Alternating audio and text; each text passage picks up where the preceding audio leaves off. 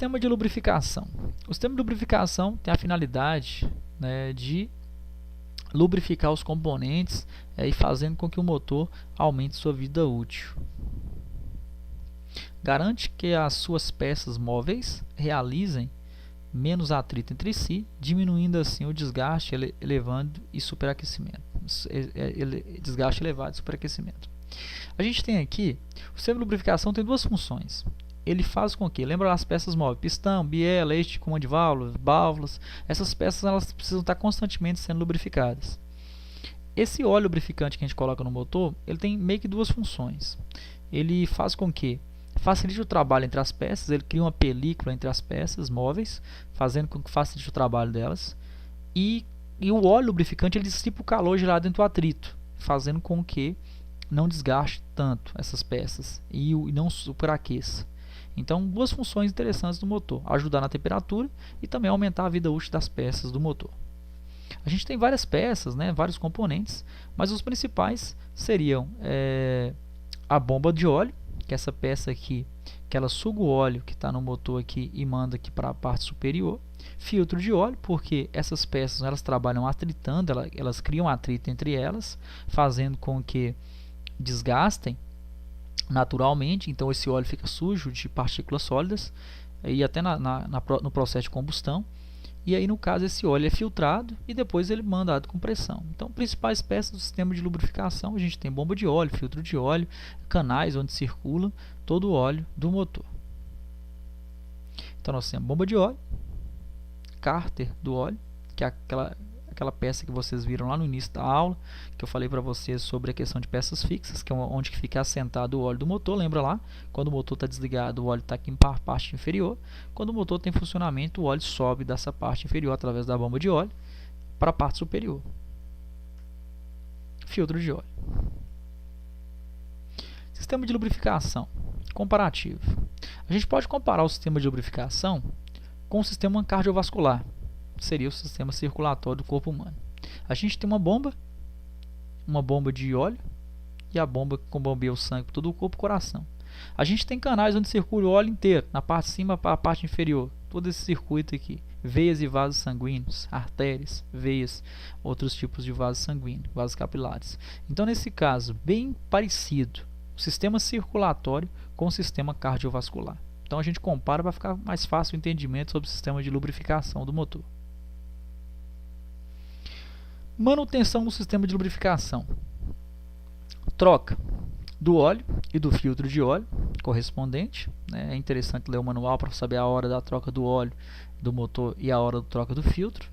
A gente vai observar tempo de vida útil do óleo, que em média 6 meses, e a questão de quilometragem também que a gente observa. Então, qual que chegar primeiro? O condutor anda muito, ele troca de acordo com a quilometragem. O condutor que anda pouco, ele troca de acordo com o envelhecimento químico do óleo, que seria em média 6 meses.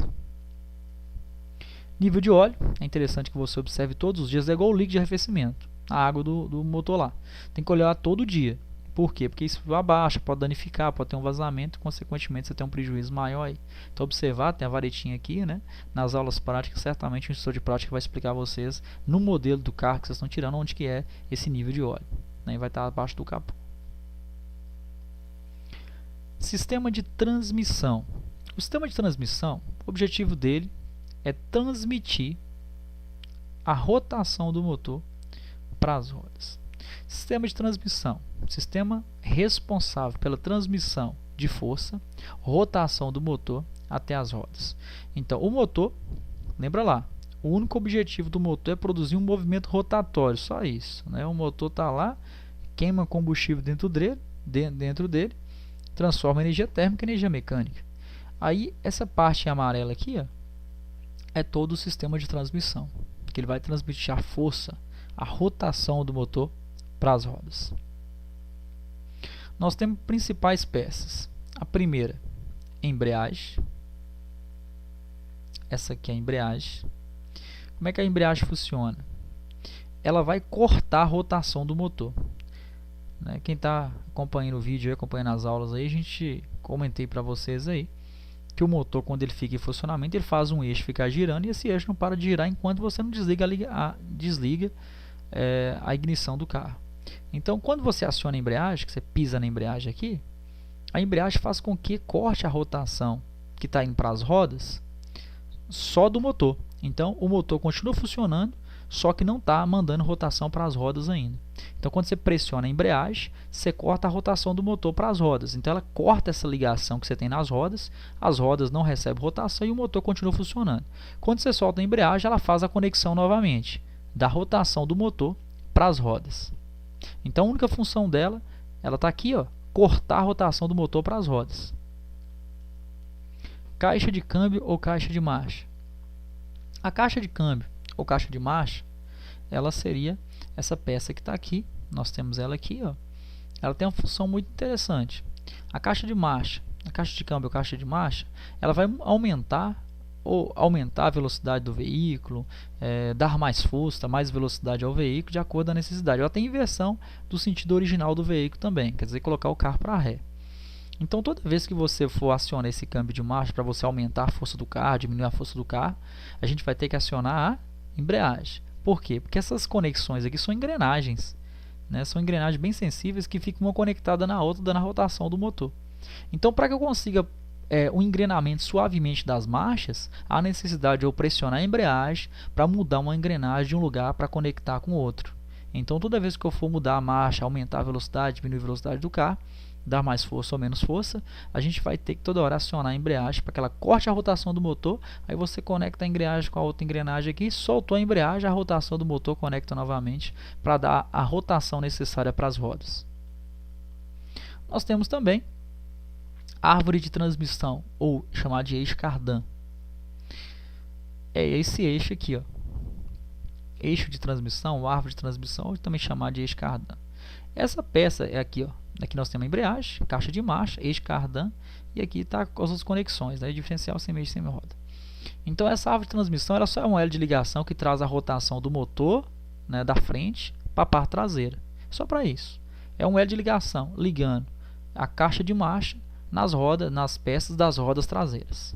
Só um elo de ligação, mais nada. Nós temos o diferencial.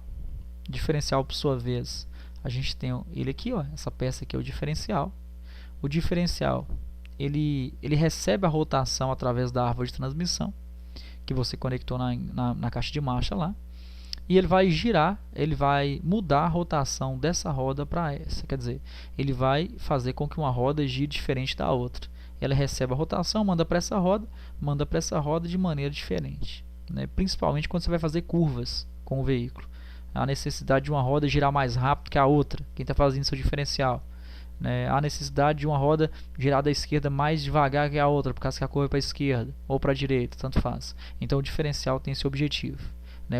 Diminuir, aumentar ou diminuir a rotação de cada roda. E por último, a gente tem semi-árvores ou semi-eixo, que seria essas conexões aqui, ó. Só a conexão do diferencial com a roda do lado direito, do lado esquerdo, ou com a roda do lado direito. Então, seria só a conexão do diferencial para que essa rotação seja maior ou menor, maior ou menor. Quem liga ela é a semi-árvore ou semi-eixo. É só a ligação do diferencial com as rodas. Aqui nós temos todo o sistema montado, vai ficar mais ou menos assim: motor, embreagem, caixa de marcha, árvore de transmissão, diferencial, semi-eixo e semi-árvores. Manutenção: troca do kit de embreagem. Essas peças, de tanto você ficar pressionando elas lá, elas vão desgastando, seria o kit de embreagem. Quando houver necessidade, a gente vai ter que fazer a substituição. Nível de óleo ou troca. A caixa de marcha, ela tem um óleo específico, né? Ela é submersa a óleo. Essas engrenagens trabalham com óleo. E a gente tem que ou trocar ou corrigir algum vazamento que possa apresentar. Então, observar no manual a hora da substituição do óleo da caixa de marcha. A embreagem geralmente apresenta problemas, ela fica mais dura, ela parece barulhos, e aí quando você apresentar as falhas, você tem que procurar um profissional para poder substituir. Agora nós vamos ver sistema de suspensão. Responsável pela estabilidade do veículo, principalmente em curvas. Seu objetivo é absorver todas as irregularidades no solo. Então, o sistema de suspensão, objetivo, manter a estabilidade do veículo, principalmente em curvas, E mais conforto também, né? Porque quando você dirige o veículo, todos os impactos são absorvidos pelo sistema de suspensão, então eles não são projetados diretamente para você. Principais peças do sistema de suspensão: molas. A gente tem aí dois tipos de mola. Esse aqui, na verdade, seria a mola helipoidal, que é a mola em espiral, muito comum de veículo de pequeno porte. E essa aqui é o feixe de molas. Essa peça aqui é uma mola, né? Ela fica aqui, ela é localizada geralmente nos veículos de maior porte. Nós temos amortecedores. Os amortecedores são esses aqui, né? Aqui foi colocado junto com a mola. Observe que tem a mola helipoidal junto com o amortecedor, né? Pode estar separado ou junto, depende do modelo ou depende da situação, né? Se é a parte da frente ou a traseira do veículo. Observem qual é a função do amortecedor. O amortecedor, na verdade, primeiro a gente tem que saber o objetivo das molas, né? A mola, aqui todo mundo sabe o que é a função de a mola: comprimir e expandir, como a gente está vendo, ó. A mola comprime e expande, comprime e expande. O amortecedor, ele opõe-se ao movimento brusco realizado pela mola. Então, quando o carro está passando em trepidação, por exemplo, o amortecedor comprime junto com a mola, mas ele segura a pressão da mola. Então, ele segura o movimento brusco que a mola reage. Então, é para que o carro não suba de uma vez. Então, ele comprime junto com a mola e expande suavemente. Então, o amortecedor ele trabalha junto com a mola, comprimindo o movimento brusco realizado pela mola. A gente tem aqui também barra estabilizadora, né, criando estabilidade maior do veículo. Observe que aqui está sem ela e aqui com ela, né? A barra estabilizadora é uma barra de ferro colocada na lateral, colocada na parte frontal, dando maior estabilidade ao veículo. Então, a barra estabilizadora seria essa aqui. Pino esférico ou pivô, né, seria esse componente aqui, um componente móvel, que a suspensão ela fica trabalhando em movimento, né, ela não fica estática, parada, ela fica em movimento. Então, nós temos aqui o pivô, que é uma articulaçãozinha que tem aqui no sistema de suspensão. E por último, bandeja de suspensão, né? Essa aqui que é a bandeja, porque a roda fica movimentando. A gente observar quando vai trocar óleo, por exemplo, quando o carro é elevado no elevador, a gente vê que as rodas deitam, né? As rodas inclinam. Por quê? Quem está mexendo aqui seria essa bandeja. A suspensão ela trabalha dessa forma, tem que estar sempre movimentando. E essa bandeja é que faz esse movimento da roda de sobe e desce, né? Essas são as principais peças do sistema de suspensão. Objetivo, foque no objetivo e decore as principais peças. Sistema de suspensão à manutenção. Ruído e movimento irregulares no veículo. É interessante observar se não faz nenhum barulho, né, ao passar numa trepidação, uma irregularidade da pista. Revisão de batentes ou coxis, né? Os batentes e coxis são buchas de borrachas, né, que são a ligação dos amortecedores. É interessante que a gente observe isso, revise isso. Se você não observar, não tiver conhecimento, procurar um mecânico, né? Quando uma característica é impacto, né, barulhos, né, na parte frontal do veículo ou traseira, tanto faz, que seria quando estão estragados tanto batente quanto os coxis. Observar desgaste dos componentes, né? É interessante também focar aí se algum desgaste componentes. É interessante procurar o profissional, né, nas revisões e pedir para verificar esses componentes da suspensão se não tem nenhum desgaste excessivo. Sistema de direção. O sistema de direção tem a função de transmitir o movimento do giro do volante às rodas. Então seria transmitir o movimento que o volante produz para as rodas do veículo. A gente tem sobre o sistema de transmissão volante de direção. Nós temos a coluna de direção, que é essa peça aqui. Nós temos o caixa de direção. Dentro da caixa de direção a gente tem duas engrenagens, chamadas cremalheira e peão. Barra de direção, que seria essa aqui. Terminais de direção, que seriam conhecidos aí com as ponteiras. Aqui nós temos um pouco mais de detalhe, né? Terminais de articulação, que é chamada de ponteiras. E aqui são as articulações que eu falei com vocês, né? Nós temos aí a clemareira e o peão, né? A clemareira é essa peça aqui e o peão que faz o movimento. Então, o sistema de direção, ele direciona as rodas. Se você gira para a direita, esse movimento é transferido pela coluna de direção para a caixa de direção. Essas duas engrenagens empurram as rodas para a direita ou para a esquerda. Então, esse é o objetivo dela, né? Transmitir o movimento do volante para as rodas. Manutenção do sistema. Se ele for um sistema hidráulico, né, que hoje a gente tem a direção hidráulica também, né, tem a elétrica também, mas essa hidráulica a gente tem que conferir o óleo, né, observar o nível de óleo, né, da direção hidráulica, né, vai estar aqui abaixo do capô, para que você observe, né, se não tem, limpa, né, coloca novamente, acha o reservatório, limpa, coloca novamente e observa o nível, como que está. Que aí, se você tiver com o nível muito baixo, é interessante procurar o profissional para poder reparar, né? Não é normal esse nível ficar baixando muito ao passar do tempo. Sistema de freios. A gente tem o sistema de freios, o objetivo principal dele seria diminuir a velocidade do veículo ou a sua imobilização total, redução da velocidade ou a sua imobilização total. Os freios, a gente tem a disco ou a tambor. O sistema de freio a disco, ele tem os componentes principais, né? Seria essa peça grandona que está aqui, a pinça de freio, e as pastilhas de freio. Aqui a gente tem a pastilha de freio, e aqui a gente tem sem pressionar, e aqui pressionando o freio. Esse aqui é o disco, e essa aqui é a pastilha, disco e pastilha.